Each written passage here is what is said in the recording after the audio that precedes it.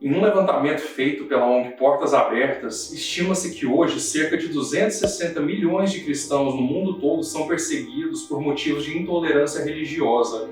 Estamos falando de pessoas que são perseguidas, que são ameaçadas, mortas, presas injustamente, que têm seus templos, lares, lojas destruídos e tudo por conta de sua fé em Cristo. E isso nos faz indagar o que é a liberdade religiosa e qual a posição da Igreja sobre o direito à liberdade religiosa. Meu nome é Victor Naves e hoje vamos conversar sobre essas questões.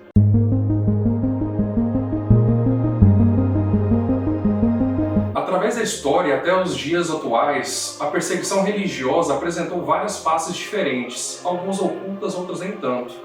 Essa perseguição geralmente é perpetrada por estados totalitários, grupos terroristas, extremistas religiosos e ideológicos ou até mesmo por familiares.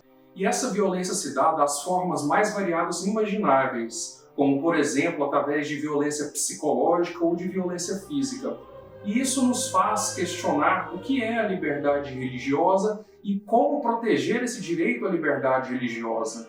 A perseguição religiosa não é nenhuma novidade na história. Existem até mesmo relatos bíblicos que demonstram isso. O primeiro documento civil que reconheceu o direito à liberdade religiosa foi o Edito de Milão do imperador Constantino no ano 313.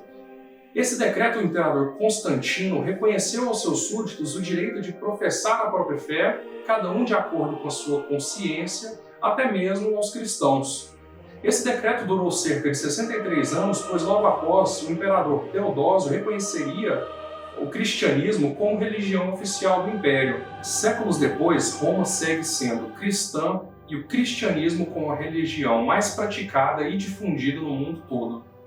Apesar de ser uma luta antiga, a liberdade religiosa é um direito que se encontra sob constante ameaça. Os exemplos são vários. Os protestos no Chile que geraram a depredação de igrejas nos anos 2019 e 2020, os atos de intolerância na França, os atentados à bomba nas igrejas no Sri Lanka, a perseguição religiosa na África e no Oriente Médio. Em muitos locais, os cristãos são obrigados a recorrer à clandestinidade para poder exercer o seu direito à liberdade religiosa. Isso nos mostra um claro retrato de uma violência que é transfronteiriça, que não respeita barreiras nem fronteiras. Mas o que é o direito à liberdade religiosa? Bom, antes de mais nada, é importante entender que a liberdade religiosa é um direito natural. Mas o que é um direito natural? O direito natural não é escrito, ele não é criado pela sociedade, muito menos pelo Estado. É um direito que vale para todas as pessoas em todos os tempos. E nós podemos afirmar que a liberdade religiosa é um direito calcado no princípio da dignidade da pessoa humana. E qual a posição da Igreja sobre o direito à liberdade religiosa? A Igreja se debruçou sobre a questão da liberdade religiosa no Concílio Vaticano II, e a Santa Sé logo publicou a Declaração Dignitatis Humanae, que trata sobre a questão da liberdade religiosa. É importante dizer que o direito à liberdade religiosa está em plena conformidade com a sagrada tradição e a doutrina da Igreja.